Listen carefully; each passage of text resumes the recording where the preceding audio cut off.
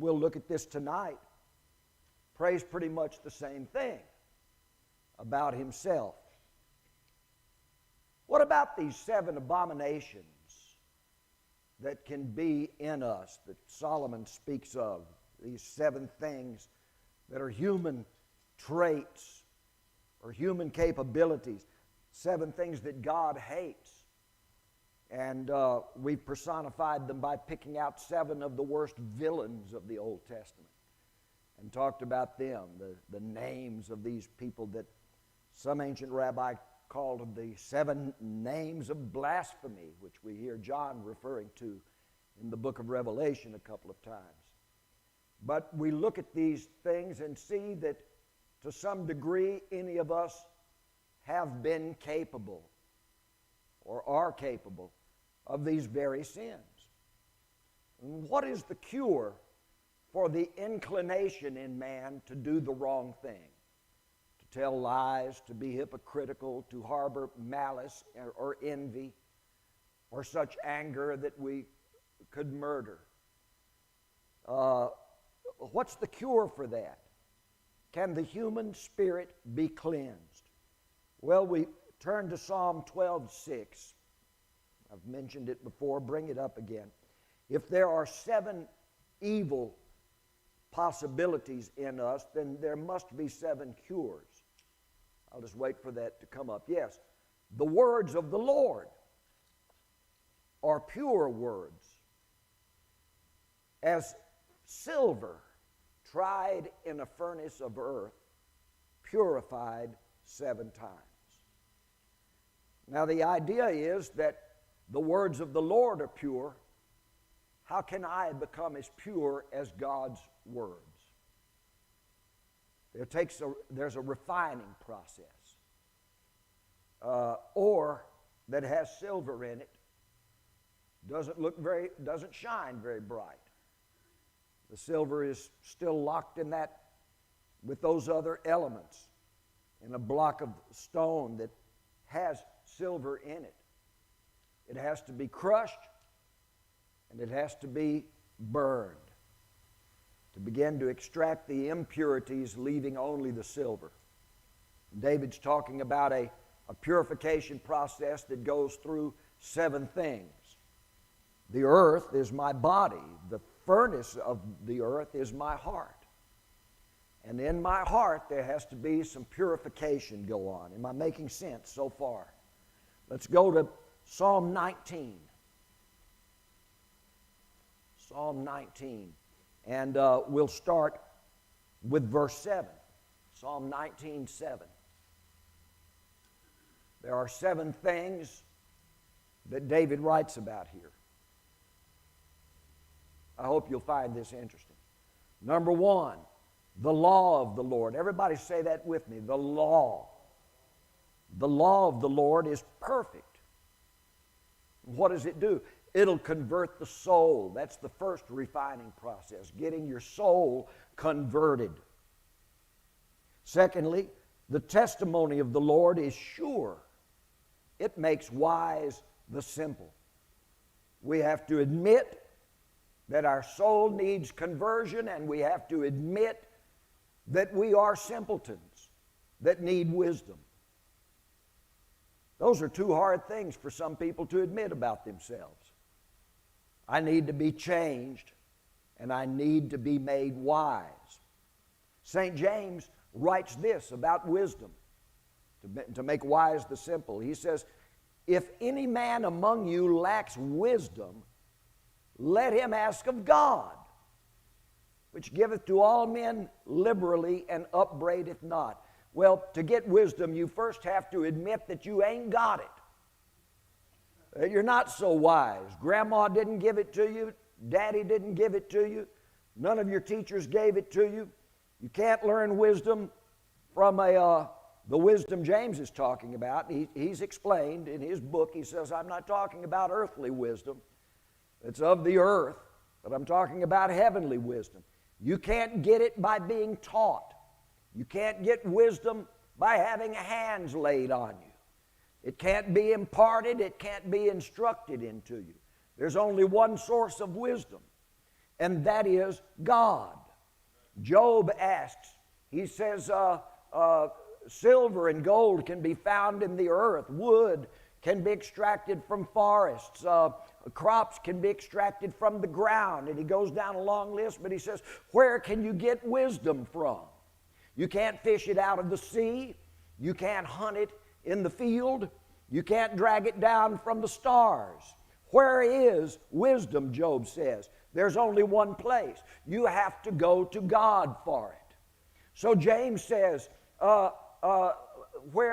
if any man lacks wisdom, let him ask of God. Wisdom is a spirit, the spirit of wisdom. It's the Holy Ghost. It's the Spirit of God. Wisdom, the wisdom of God doesn't reside in your body or in your intellect. It is a spiritual thing, and it resides in your spirit. The wisdom of God, seeing things from God's point of view. So, the testimony of the Lord makes wise the simple. If you've been with the Lord, you have a testimony. A person with a testimony is a witness. You have touched him, you've seen him, you've heard from him, you've spoken with him. You know that he has come and changed you. His law converted your soul. I'm in Psalm 19, verse 6. You've got something else. Yeah. Psalm 19:6.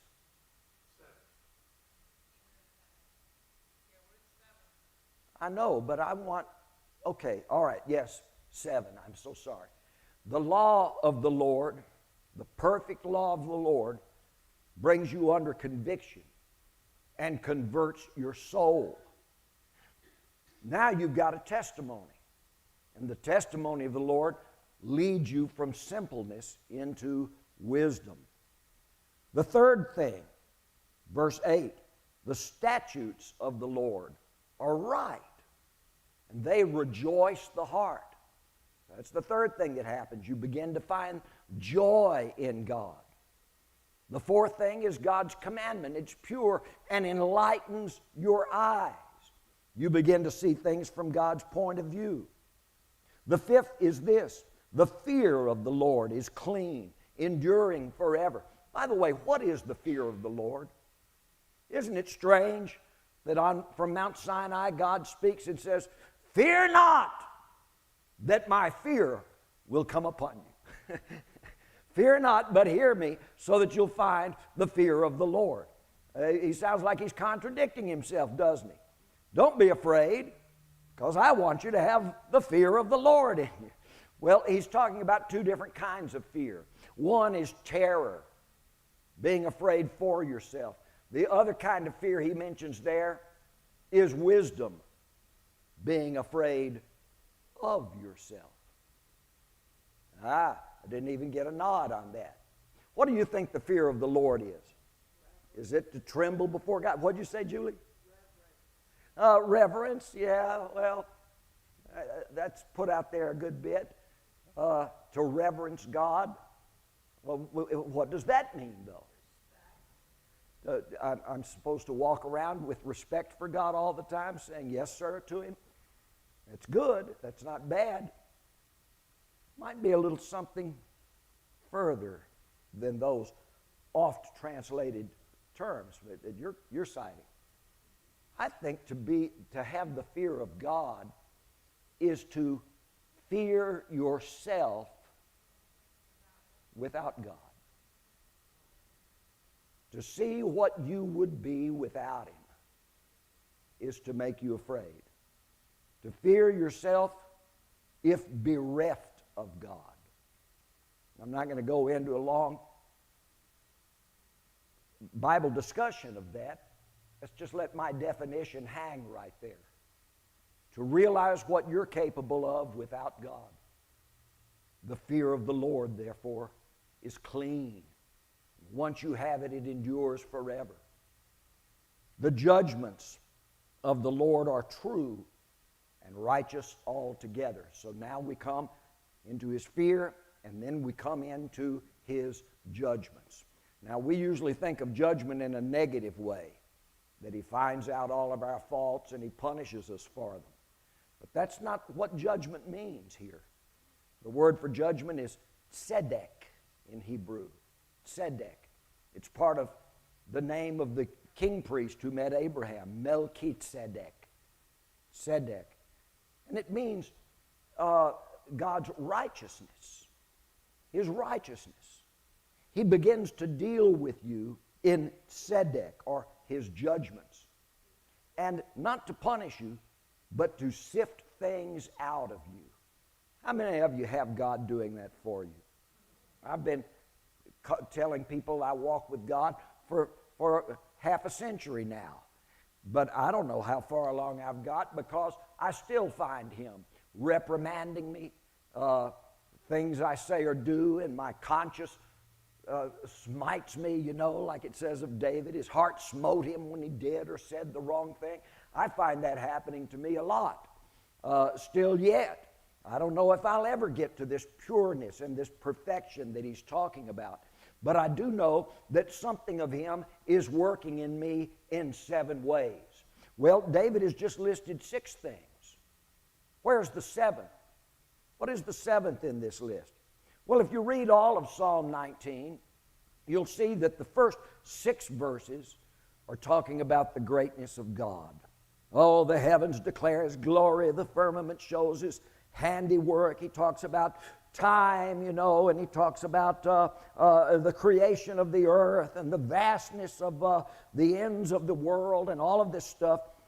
Then he gets down to verse 7 and gives us these 6 things we just read. What His Word does for us. His law converts our soul. His testimony makes wise people out of simple people. His statutes rejoice our heart. His commandment enlightens our eyes. His fear endures for us forever. And His judgments are true and righteous altogether. Well, that's great. But now, look what David says now. He talks about these 6 things. He said they're more to be desired, verse 10, more to be desired than gold, refined gold, sweeter than honey, better than the honeycomb. Moreover, by them is thy servant warned, and in keeping of them is great reward. You need to be warned of things. Who can understand his own errors? People aren't naturally introspective. We look out at others and we criticize others. We very seldom naturally have the inclination to look at ourselves and criticize our own selves. Who can understand his own errors? Who can, God, only you can cleanse me from secret faults. Just lift a finger up and say, secret faults. Things about me that you reveal to me, God. I don't want to tell other people about them, but I sure want you to get this out of me. And I'm not just talking about some kind of sin. I'm talking about attitudes and viewpoints and opinions that are wrong and inclinations that we have within ourselves. Make me more like you, O God. Read this next one. Keep me back. I'm your servant, God. Keep back thy servant also from presumptuous sins. Let them not have dominion over me. Then shall I be upright. Then shall I be innocent from the great transgression. What is the great transgression? What would you say? Don't let Julie be the only one that speaks up. And I appreciate her speaking up. The great transgression. How can I be innocent from the great transgression if I don't even know what it is? Well,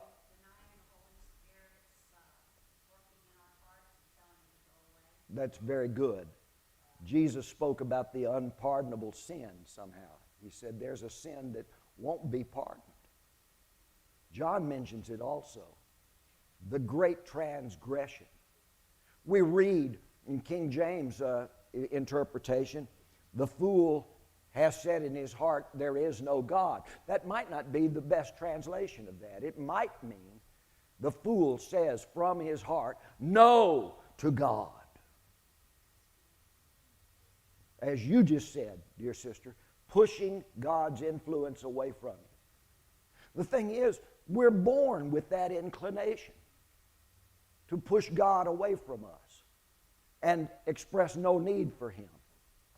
Only when we come to the place where we realize how much we need His correction, His warning, His purification in our lives.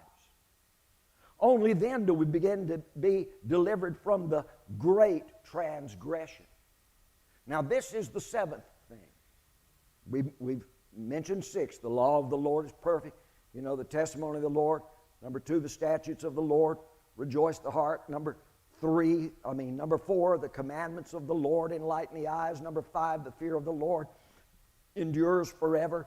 The judgments of the Lord are true and righteous altogether. What's the seventh thing? It comes to this. Verse 14, let the words of my mouth and the meditation of my heart be acceptable in thy sight, O Lord, my strength and my Redeemer. It ends by admitting that we need redemption. It ends by saying, I'm weak and I need your strength. And Lord, if I can just be acceptable before you in two things, not in words and deeds, but words, and then go deeper inside of the meditation of my heart, the things I dwell upon. How can I be changed so intrinsically, so deeply? Well, we're talking about getting we talk about, clean your body up, dress the right way, smell right, don't smell like tobacco or liquor, clean up your body, and then you'll be holy. That's got almost nothing to do with holiness. So then we go deeper. Well, not the body, but the soul. Let's cleanse the soul up. That's your mind, your will, and your emotions. Change your way of thinking, your way of reacting. But David is going deeper than that. All the way into the spirit of you.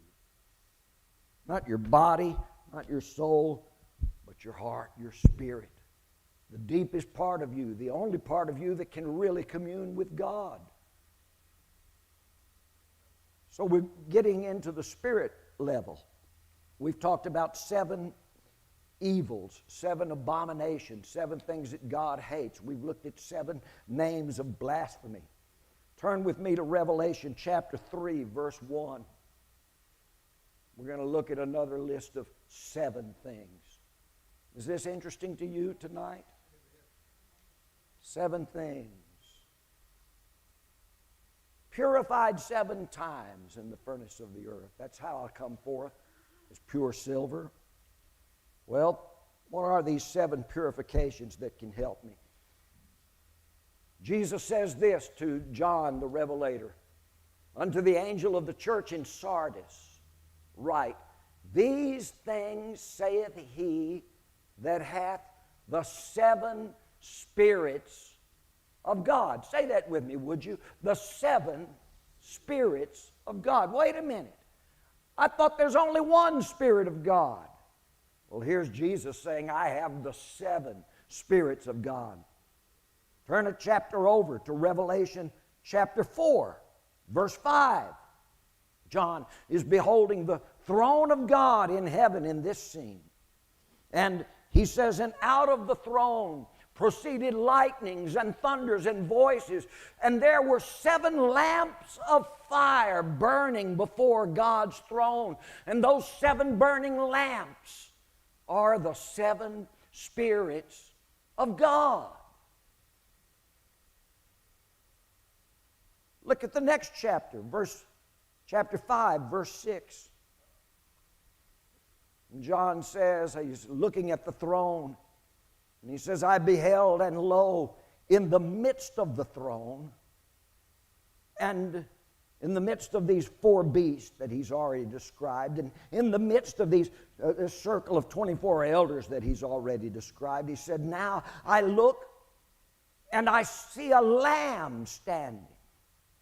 a lamb as it had been slain, having 7 horns and 7 eyes, which are the 7 spirits of God, sent forth into all the earth.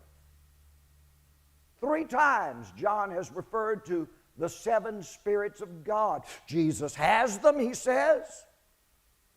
They are 7 lamps that burn before God's throne. They are 7 eyes that the Lamb has. As eyes, he's seeing into all the earth. Where does John get this? We don't read Jesus in the Gospels talking about 7 spirits of God.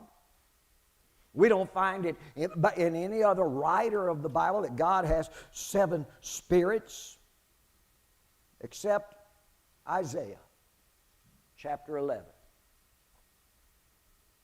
Isaiah chapter 11 is very interesting.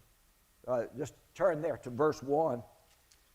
You read the whole chapter. He's talking about problems with Assyria. And he'll mention that Egypt, where the Nile comes down and breaks into 7 streams that flow out. And then, I'm just telling you, if you read the whole chapter, you'll get to this 7 bayous or streams that the Nile River breaks into at its delta, and they flow into the Mediterranean and pour influence. He's using that as a metaphor for 7 influences that Egypt has sent forth into all the earth.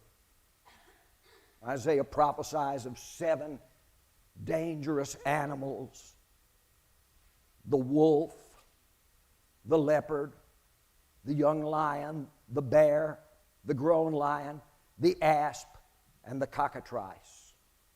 And of course, we take those 7 animals and that passage that one day in the millennium, the wolf will lie down with the lamb, the leopard will lie down with the young goat, and all of this. But Isaiah is using the number 7 in some very interesting ways in this chapter. And how does this chapter begin? Is this interesting to you? How does the chapter begin? It begins with this, chapter 11. And there shall come forth a rod out of the stem of Jesse. Jesse is, of course, the father of David, king of Israel. And so the family of Jesse is important. And Jesse is referred to by Isaiah and then by some other writers as the tree, but Christ is the root of the tree. And yet, Christ is the fruit that grows on the limb of the tree. He is the beginning and the final product. He's the root and the offspring of Jesse. Am I making sense to you? He's where the family of David or Jesse came from, and he is what the family of Jesse or David produces. They came from him and they produce him. I wish you'd raise your hand up and say, Lord, I come from you, but I want to bring you forth from me at the same time. Strange little way of looking at it. But anyway, he says, a rod will come from the stem of Jesse and a branch out of his roots. Next verse. And 7 spirits he'll have. Number 1, the Spirit of the Lord shall rest upon him. Number 2, the Spirit of wisdom. Number 3, the Spirit of understanding. Number 4, the Spirit of counsel. Number 5, the Spirit of might or ability. Number 6, the Spirit of knowledge. And number 7, the Spirit of the fear of the Lord. Isaiah begins this amazing chapter in which he poetically uses 7s. 7 bad animals, 7 good animals, 7 branches of the river Nile that'll be dried up and will no longer influence the waters of mankind at the end of the chapter. But at the beginning of the chapter, he lists this son of David who is coming with the Spirit of the Lord that is manifested in 7 ways. Am I making sense to anyone? The Spirit of the Lord is wisdom. The Spirit of the Lord is understanding. The Spirit of the Lord is counsel. The Spirit of the Lord is might. The Spirit of the Lord is knowledge. And the Spirit of the Lord is the fear of the Lord. Knowing that you need Him and being afraid even of your own self without Him. So, 7 spirits of God. Now we can belabor this and spend a lot of time talking about those 7 things. I'd rather just like to show you where they are found in the Bible. When John writes in Revelation about the 7 spirits of God, he has to be thinking of what David had written, saying, God, I need 7 purifications in my heart. And God, I need 7 things from you. The law of the Lord, the testimony of the Lord, the statutes of the Lord, and so on. I need all of those things to purify my own ways. Now, in all of this, there's an admission that I can't be good in myself. I can't do it myself. I need you. Turn with me, if you will, to Proverbs chapter 9, verse 1. This is David's son, Solomon, writing. This is one of my favorite chapters in the whole Bible. Proverbs chapter 9. You remember when Solomon began his kingship and he realized he couldn't hold on to the throne. He had begun by putting 3 people to death that opposed him, and everybody's scared of him, and Solomon's worried about assassination, and he says, I've got to go to the Lord. And he goes to Gibeah and offers a sacrifice to the Lord, and God appears to him that night in a dream and says, what do you really want from me, Solomon? And Solomon in the dream says, oh God, I've started out badly. I can't maintain a kingdom just by making everyone afraid of me. I need wisdom. I'm but a little child. I don't know how to go out or come in. And I find myself, I didn't ask to be king. This was thrust upon me. And I'm doing it badly. Oh God, please give me an understanding heart that I might rightly judge and rule this so great thy people. And the Bible says that God was pleased with Solomon for asking this thing. And God mentions 3 things that Solomon did not ask for. He's saying, I'm so glad you didn't ask for these 3 things. And it sounds like those are the 3 things everybody else comes to God for. You ever heard the story of the genie that comes out of the bottle, the old Arabian folk story? Man finds the bottle on the beach and unstoppers it, and the genie comes out. And the genie says to the man, since you've set me free, I'll grant you 3 wishes. But they have to be the 3 correct wishes. And the man said, well, I would wish for great wealth. The genie said, wrong wish. And the man says, well, I would wish for health then. Genie says, wrong wish. And the man says, well, then I would want victory over my enemies. The genie says, I'll give you 3 days to think about the 3 things I would grant to you. The man says, well, I don't know them. And the genie says, of course you don't, because you're a man. Only a God would know them. And the man says, oh, genie, tell me what 3 things the gods would have me ask for. And the genie said, if you knew that, you would be a god.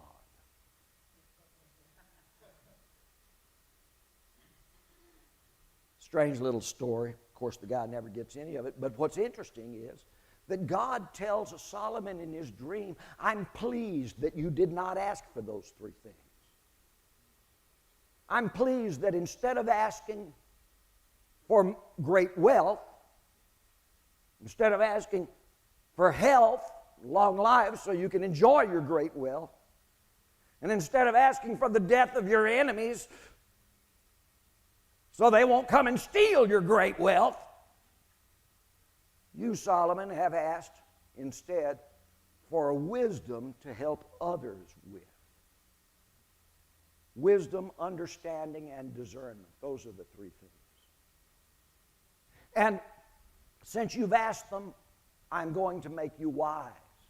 Well, Solomon wakes up from his dream. And it says, behold, it was but a dream. He didn't feel any wiser. He wasn't floating off the ground. Didn't feel a halo shining behind his head. Same old Solomon. But when he returns to Jerusalem, there's a court case waiting for him. Two women, say that with me, would you? Two women. Neither of them was a good woman. They were both harlots. They had both conceived a child, and both had given birth at about the same time to a man-child. They both had a little baby son, probably born of the same father. These being harlots, the babies looked just like one another.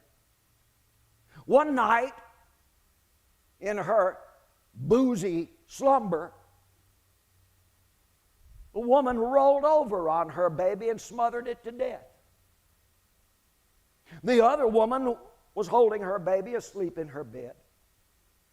And the one whose baby was dead, instead of wailing over it and crying, oh no, oh no, the cold-hearted woman did this. She took her dead baby and carefully replaced it with the living baby, took the living baby to lie with. When the morning came, that woman woke up, and she did scream and wail because she thought her baby had died. But as the sun came through the windows and she could see better, she realized, wait a minute, this is not my baby, this dead one. That's my baby. You've switched babies. And so the screaming and the cat fight started and erupted out into the street, these two women pulling at this baby. Neighbors had to come and take the living baby away, and then the two women just went at one another, pulling hair, biting, gouging, scratching. Somebody called the cops, and the Jerusalem soldiers showed up and broke them apart and said, let's get to the bottom of this. But there were as many people standing around that testified, that's her baby, as there were people standing around and said, no, I know that baby. That's her baby. Nobody could prove one way or the other. So it went to the Levite court, and they couldn't determine it. So it went up to the high priest's court, and they couldn't determine it. And finally, by the time Solomon gets home to Jerusalem from his prayer, where God had promised him wisdom, it has come up to the king's court. And Solomon has to make the final judgment. And here are these two women.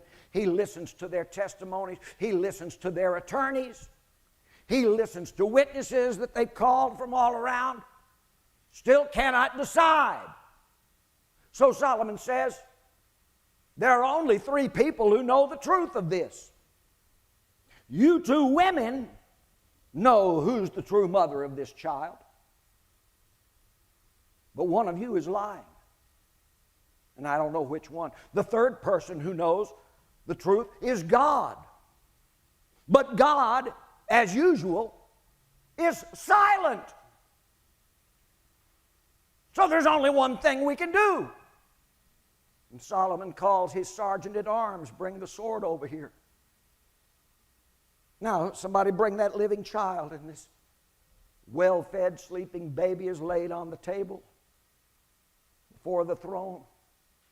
And Solomon turns to his sergeant of arms and says, now draw your sword and hold it up. You're capable of slicing a melon completely in two with one stroke. I want a good clean stroke here. We don't want to mess. People are horrified. Is he really talking about doing what we think he's talking about? Solomon looks at the two women and says, because we cannot discern the truth, we've just got to give the baby to both of you. But you two women who used to be friends or sisters are now enemies. You've proven that you can't coexist together. So I can't let you both be the mother of it at the same time. So all we can do is give a piece of the baby to each of you. Yeah, I mean it. You'll each get half of this baby. We're going to cut it in two. Do with its body what you want. You're going to argue over who gets the top end and who gets the diaper end. Well, you can decide that, but with some Levites. But this court is through with this matter now. People are horrified, and as the soldier raises that sword up, everybody say this with me, the sword. The sword, the word of the Lord is quick and powerful,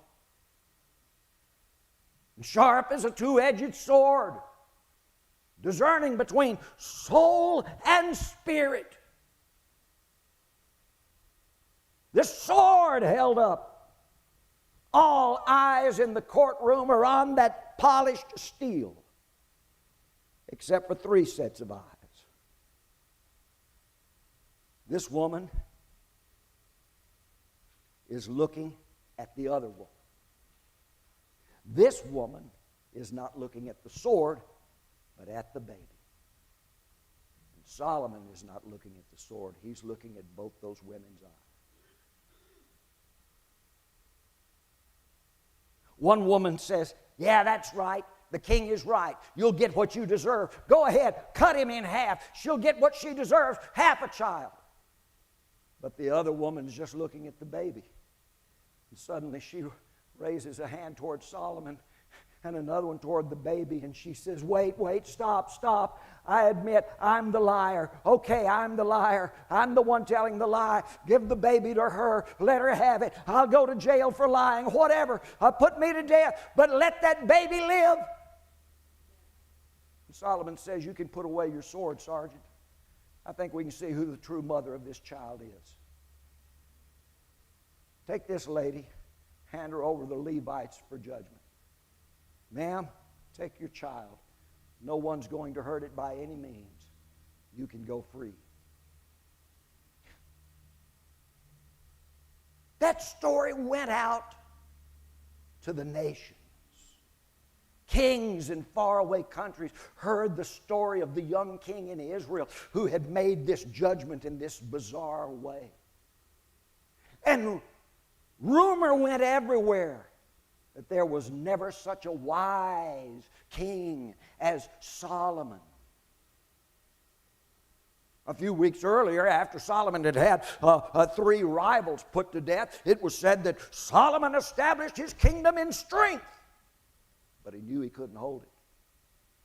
Now, after this court case, it is said, thus Solomon established his kingdom in wisdom. In wisdom. Gosh, it's almost time for me to quit, and I'm barely getting started. Solomon became known for wisdom, and the kings of the earth came from everywhere to sit at his table and hear him converse with them. Kings who met David on the battlefield now came to meet Solomon at the dinner table. Just as David had prayed, prepare a table before me in the presence of my enemies. I'm tired of fighting them on a battlefield. I'd rather sit with them at a table. And this is now happening for Solomon, David's son. Why did I tell that story? To get to this. Solomon goes on to write the Proverbs. And throughout the Proverbs, he sees everything in terms of 2 women, those same 2 women. The sword wasn't really meant to divide the baby, it was meant to divide the thoughts and intents of the hearts of those 2 women. And Solomon will write again and again throughout the Proverbs of a woman, a harlot, named Folly, and another woman named the Lady Wisdom. He'll continually talk in terms of that. A wise woman builds up her house. A foolish woman pulls it down with her hands. Again and again, he'll discuss wisdom and folly in terms of a wonderful, noble woman named Wisdom and a base, low deceiver named Folly. In chapter 9 of Proverbs, he discusses these 2 women. And I'm going to have to pick up here next week because I want to show you the 7 pillars of wisdom, the 7 teachings of wisdom, and the 7 acts of Lady Wisdom. And I'm just going to read this that's in the Scriptures and then leave it until next week. Is this interesting? Has this been worth hearing tonight? Let's just read a little bit. This woman named Wisdom, Wisdom, chapter 9, verse 1, hath builded her house. She hath hewn out her 7 pillars. Oh, I can't wait till next week so I can teach you about the 7 pillars of wisdom. These are the 7 spirits of God. These are the 7 purifications in the furnace of the earth. The 7 pillars of wisdom. She hath killed her beast. She hath mingled her wine. She hath furnished her table. She hath sent forth her maidens. She cries on the high places of the city. And look at what she cries. I'd like you to read this aloud with me. What she cries. Read it out loud with me. She says, whoso is simple, let him turn in hither. As for him that wanteth understanding, she saith to him, well, we'll stop right there. We'll look next week at what she says to her. But notice that. You could go back to that previous verse. Whoso is simple, let him turn in hither. As for him that wanteth understanding, she's got something to say to him. Now let's come on down a little bit to verse 13. The other woman, not the noble woman, the Lady Wisdom, but this low harlot, the foolish woman, the whore named Folly. She's clamorous. She's simple. She knows nothing. She sits at the door of her house on a seat in the high place of the city to call passengers who go right on their way. She's interrupting people. Hey, turn in here. And what does this harlot named Folly say? The same thing wisdom says. Whoso is simple, let him turn in hither. And as for him that wanteth understanding, she saith to him, she has something to offer. Both wisdom and folly speak to the same person. Whoso is simple, whoso lacks understanding, listen to me. So here I am, a human going through life, and on one side, I've got Lady Wisdom, the Spirit of God, speaking to me. If you'll admit that you're simple and that you lack understanding, I've got something to offer. And on the other hand, I've got Dame Folly pulling at me. Hey, whoso is simple, whoso lacks understanding, turn in here. I've got something to say to you. These are the two things. Not an angel and a devil. Not two different Pats, the good Pat and the bad Pat. Which way are we going to turn? But two ideologies, two ideas or ideals pull at me and at you. Will we turn to Lady Wisdom? Behold her 7 acts and the 7 teachings of her 7 pillars that hold her house up. Or will we turn to the woman Folly? Solomon uses this at the heart of everything he writes. You'll either choose to be a wise man or you'll continue to be the fool you were born as. You'll either have come from the dust and just die and go back to dust, or you will have come from the dust and then be lifted to the stars. You'll either be temporal or eternal. You'll either be wise or foolish. Which way will you incline? And if you read all of chapter 9, and I suggest you go read it tonight, we find at the end of the story the young man in the street hasn't made his mind up which way he's going to turn. I imagine if Solomon is telling this story to his son Rehoboam. He gets to the end of it, and Rehoboam says, well, finish the story, Dad. Which house does the boy go to? Lady Wisdom's house or Dame Folly's house? And Solomon would look at him and say, oh, I can't tell you which way the boy turns, son. You'll have to tell me which way the boy turns. Which way are you going to turn? Well, the seven spirits of God are sent forth into all the earth. They are the eyes of the Lamb. They are the flames that lighten the throne of God. The seven spirits of God. They are wisdom. 7 aspects of His Spirit. We're going to continue looking at it because the question is, how can a young man cleanse his way? How can a man be purified?